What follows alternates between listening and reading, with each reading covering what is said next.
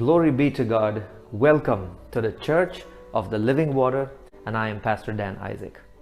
Church, this week was our last Sunday with our church here in Devlali, Nasik, India. And this week, we're getting ready to fly back to St. Louis, Missouri in the United States. And this service was a beautiful service with our church. God gave us His anointed word. We were blessed by His word, and all of God's people united together in fellowship.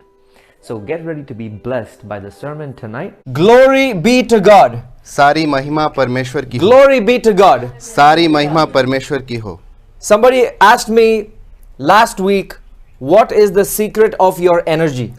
और किसी ने मुझे पूछा कि आपकी ऊर्जा की शक्ति कहाँ से आती है? How is it that when you're preaching, it looks like you have fire? How is it that when the party is over, you're still dancing with the music? What is the secret of your energy? और आपकी शक्ति की रहस्य क्या है कि party खत्म भी हो जाती तब भी आप थकते नहीं हैं? The secret of my energy is my knowledge of God.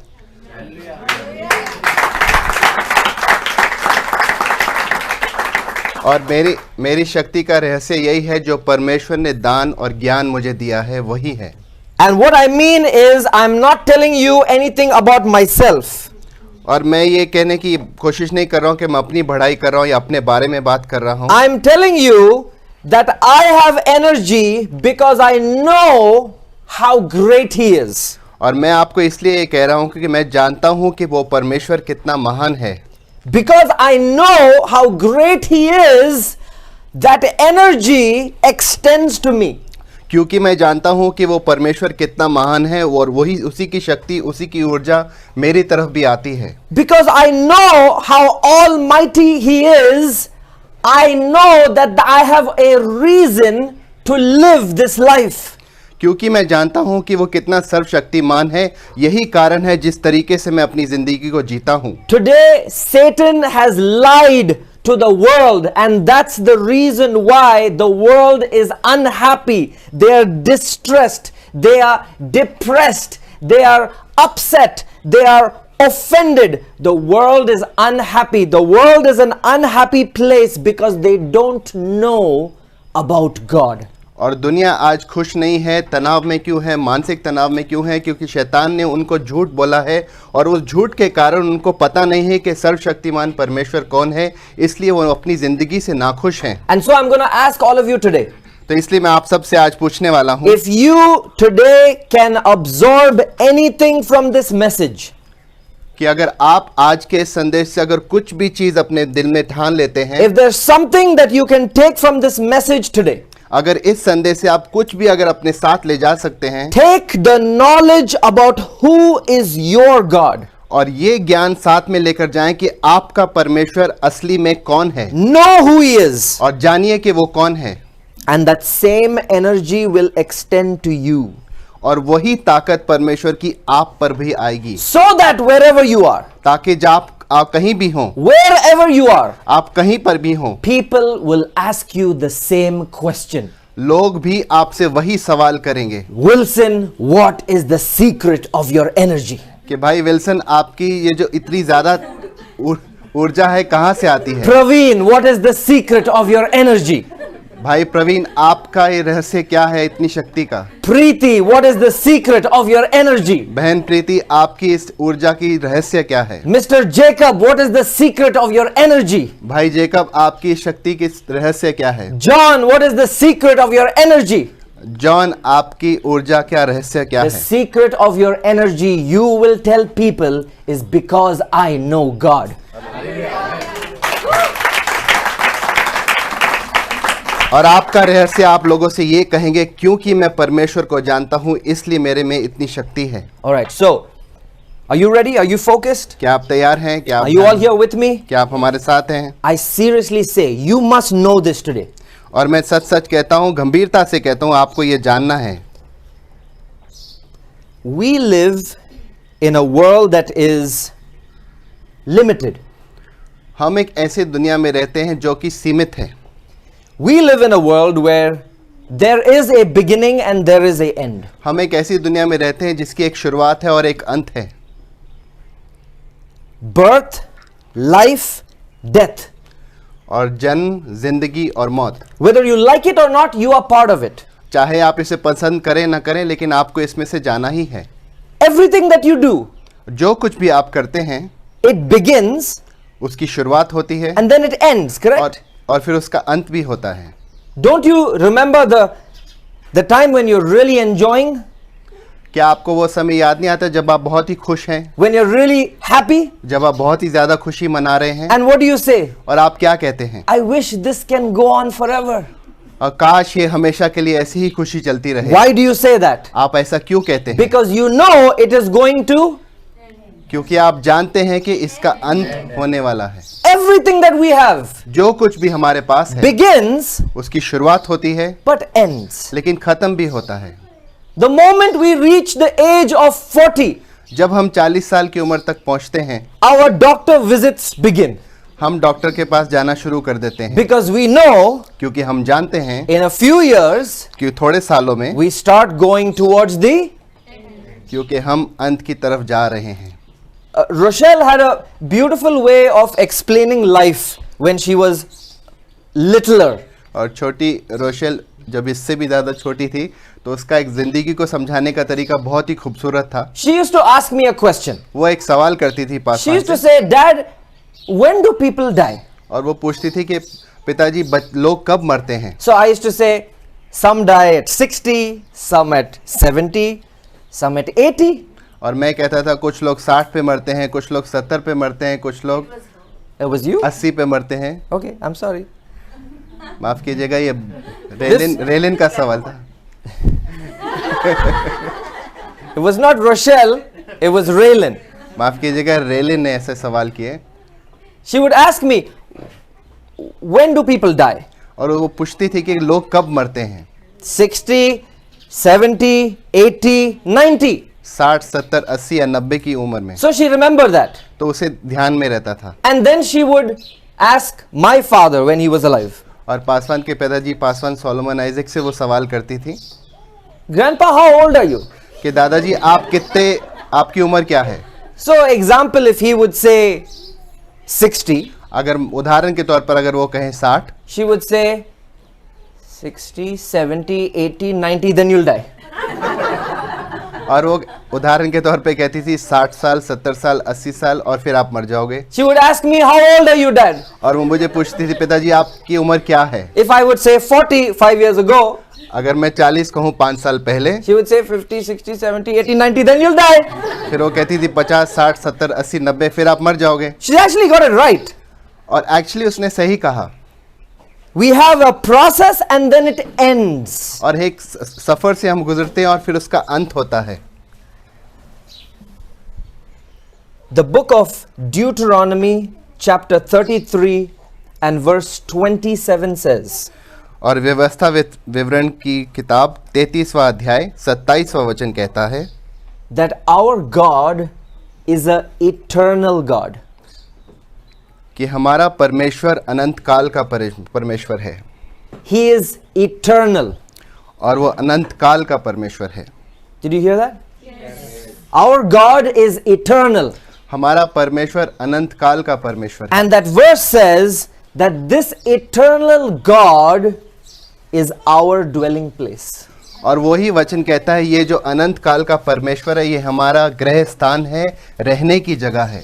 Hebrews chapter 1 and verse 10 says और इब्रानियों की पुस्तक पहला अध्याय 10वां वचन कहता है that whatever we have today, this entire earth, और ये जो कुछ भी हमारे पास है, ये सारी पृथ्वी, this entire earth, ये सारी पृथ्वी, if you go right in the beginning, और अगर आप आदि में जाएं, our God is the one who laid the foundations of that earth. और हमारे ही परमेश्वर ने इस पृथ्वी की जो नींव रखी है.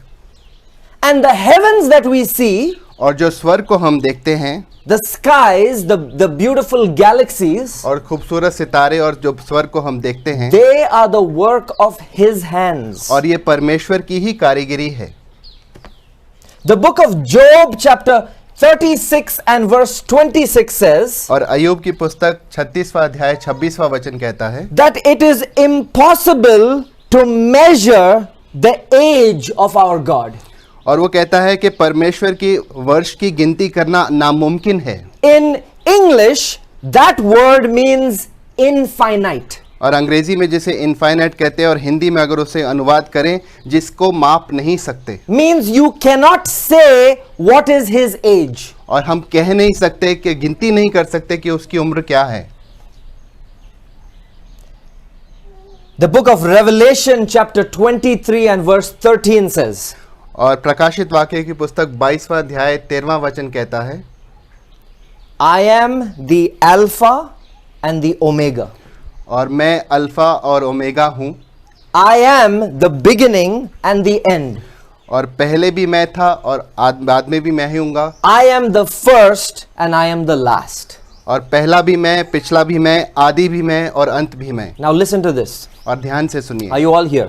क्या आप सब यहाँ पर What हैं? does this mean? इसका क्या मतलब है? All these verses which we just read, they explain who is our God. और जितने भी वचन हमने पढ़े ये सारी चीजें ये समझाती कि हमारा परमेश्वर कौन है। First, he is eternal.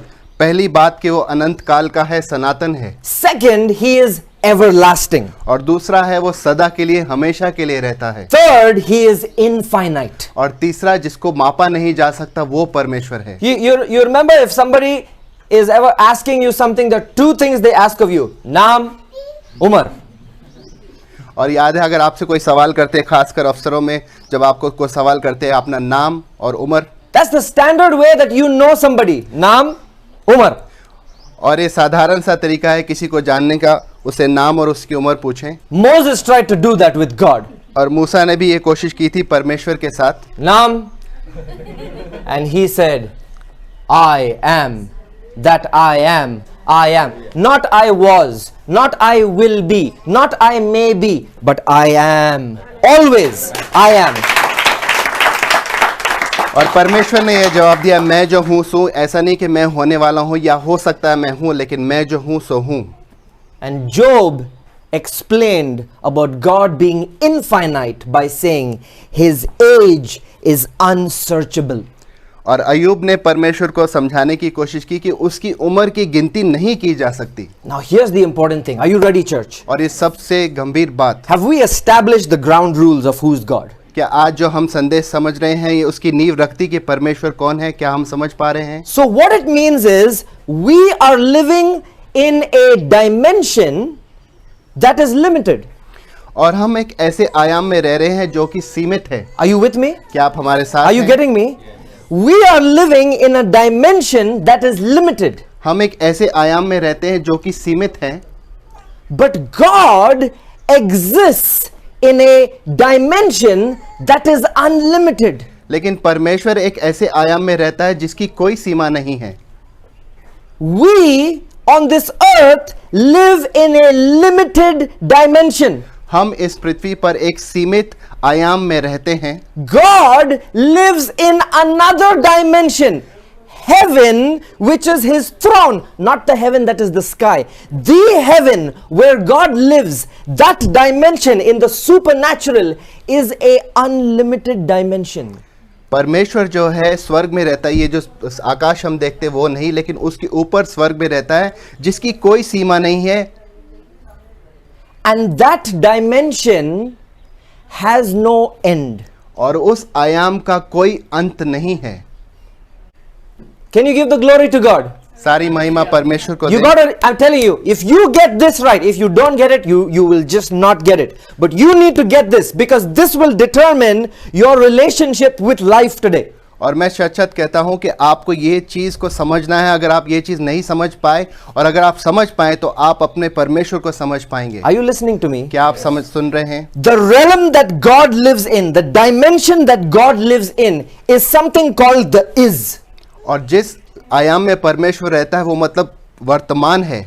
It's an is. It's not a was. It does not have end.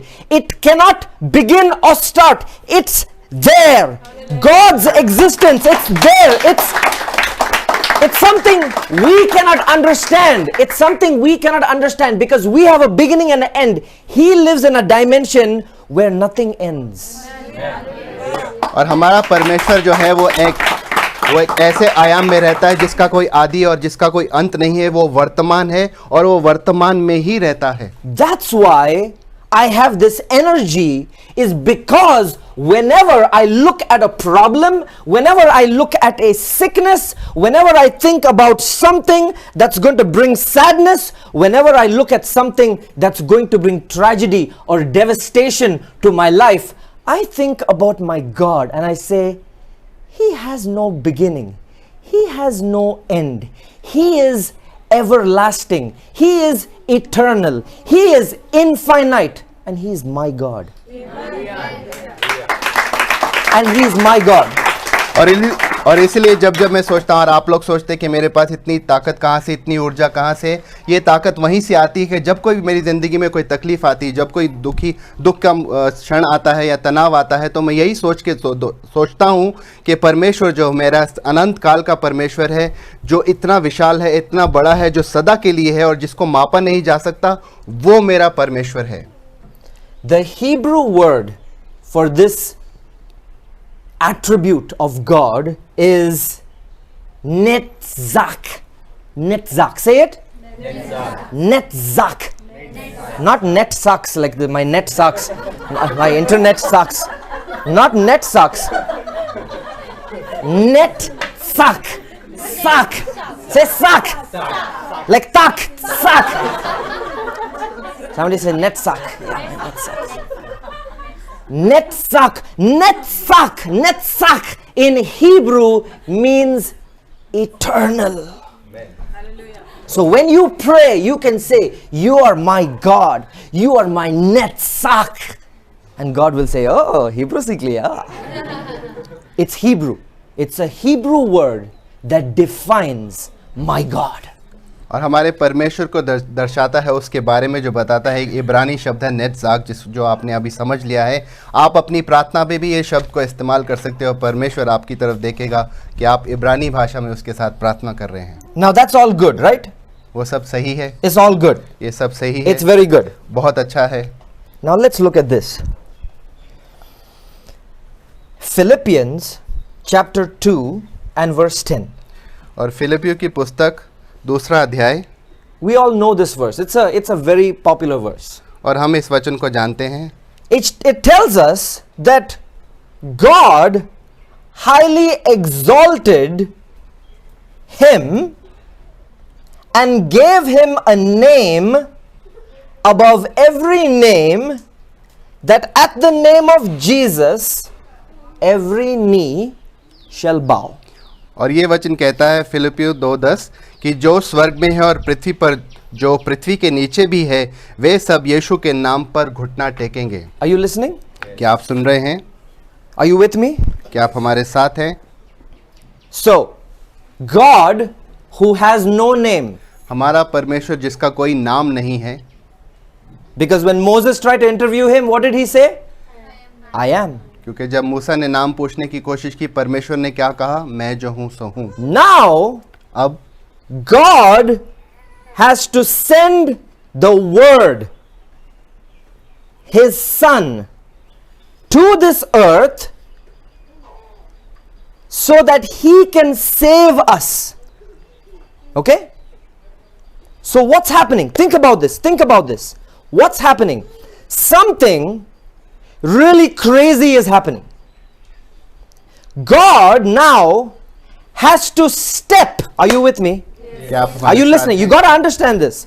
And that's the reason why I explained what is the realm, the dimension of eternity, of everlasting, of infinite. God who has no end. God who cannot be killed. God who cannot be stopped. God who cannot be made man. God who is pure. God who has no sin. God who is the creator. God who knows no limits. Now has to step. He has to step now into the realm of what is limited. That itself was a miracle. That someone who was unlimited will now step into a realm of being limited. और हम यहाँ पर क्या समझाने की कोशिश करें, जैसे हमने बताया कि जो परमेश्वर है सर्वशक्तिमान, सदा के लिए जो परमेश्वर है, जो ऐसे आयाम में रहता है जो कि सीमित नहीं है, लेकिन अब एक ऐसा समय आ गया है कि उसे ऐसे एक सीमित आयाम में आना है और उसे वो कदम लेना है ताकि हमें आकर वो बचा सके. He's taken such a huge step. और उसने इतना बड़ा कदम उठाया है. So how did God send him down? तो परमेश्वर ने उसे कैसे भेजा? How did the Father and the Holy Spirit send him down? और पिता ने और पवित्र आत्मा ने कैसे उसे नीचे भेजा? Did he send him down like a warrior? क्या उसे एक योद्धा के समान नीचे भेजा? Come. Did he send him down as a warrior? क्या उसे एक योद्धा के समान नीचे भेजा? Did he send him down with a sword and a spear and a helmet? क्या उसे तलवार और भालों के साथ जमीन पर भेजा? Did he send him with a machine gun? क्या कोई मशीन गन के साथ भेजा? Did he send him with all sorts of armor? और पूरे कवच के साथ क्या उसे भेजा? What did he send him as? और उसे कैसे भेजा परमेश्वर ने? How did this Almighty God send his son to do one of the greatest missions on the earth? और कैसे इस सर्वशक्तिमान परमेश्वर ने अपने पुत्र को जमीन पर भेजा कि दुनिया का सबसे बड़ा कार्य करने के लिए वो आए? Are you here with me? क्या आप हमारे साथ Are you हैं? even getting what I'm saying? क्या आप समझ पा रहे हैं हम क्या कह रहे हैं? Eternal God, अनंत काल का परमेश्वर, everlasting God, सदा के लिए परमेश्वर, infinite God और जिसे मापा नहीं जा सकता वो परमेश्वर is sending Jesus to the earth for the biggest mission ever.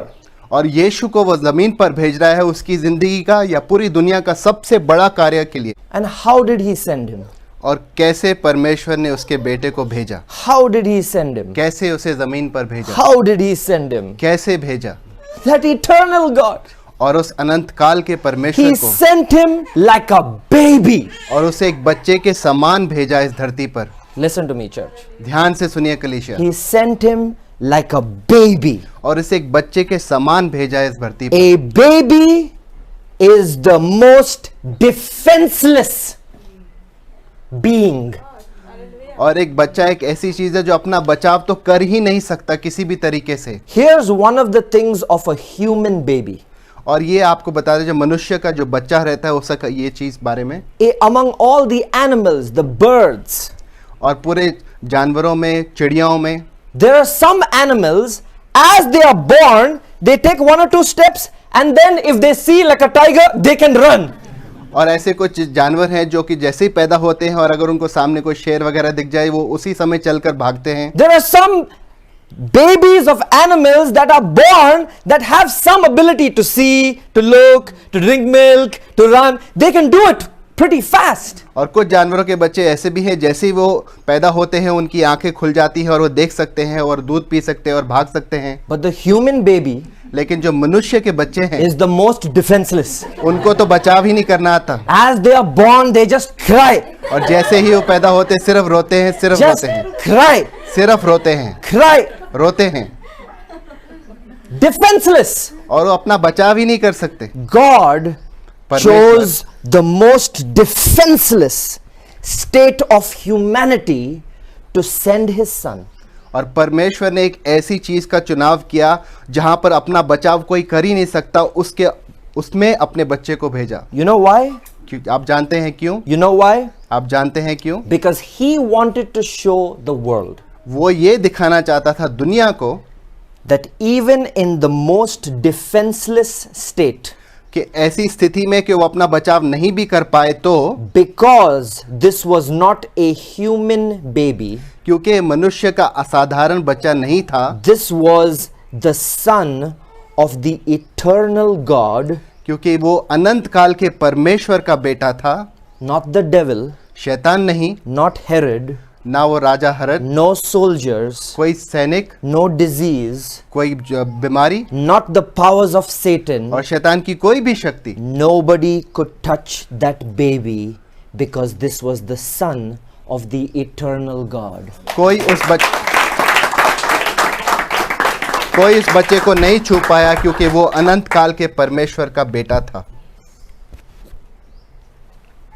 So we just read this verse तो हमने ये वचन पढ़ा आपके लिए that God highly exalted this son कि परमेश्वर ने इस बच्चे को सबसे ऊपर रखा, and gave him a name, उसे एक नाम दिया, that at the name of Jesus ताकि यीशु के नाम पे every knee shall bow. हर घुटना टिकेगा। So I always say these Christians, मैं हमेशा ये कहता हूँ, ये क्रिस्ती लोग, these Christians, ये क्रिस्ती लोग, the Christians say the Hebrews got it wrong.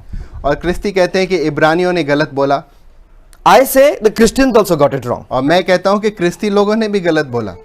Christianity teaches और क्रिस्ती समाज सिखाता है that that name of Jesus got exalted only after the cross.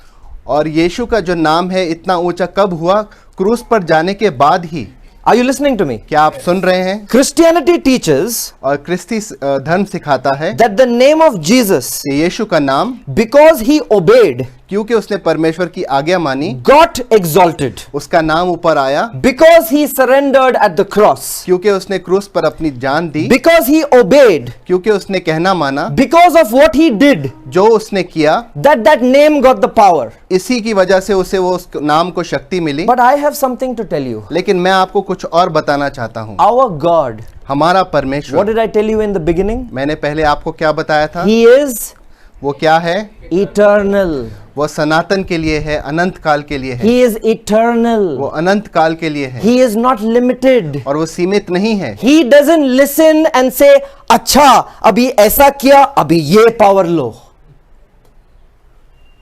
He is eternal. और वो अनंत काल के लिए He है। is eternal. वो अनंत काल के लिए What है। does that mean? उसका क्या मतलब It है? means that when God created everything that exists on the earth right in the beginning, this name of Jesus was made at that time. The name of Jesus was not given a power. That name of Jesus is eternal like our God.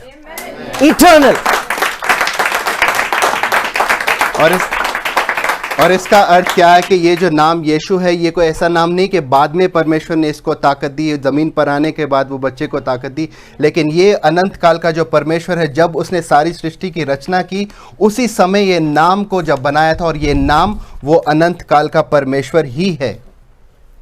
The name Jesus और जो नाम यीशु, didn't start at some time. और वो कहीं पर शुरुआत नहीं हुई इसकी।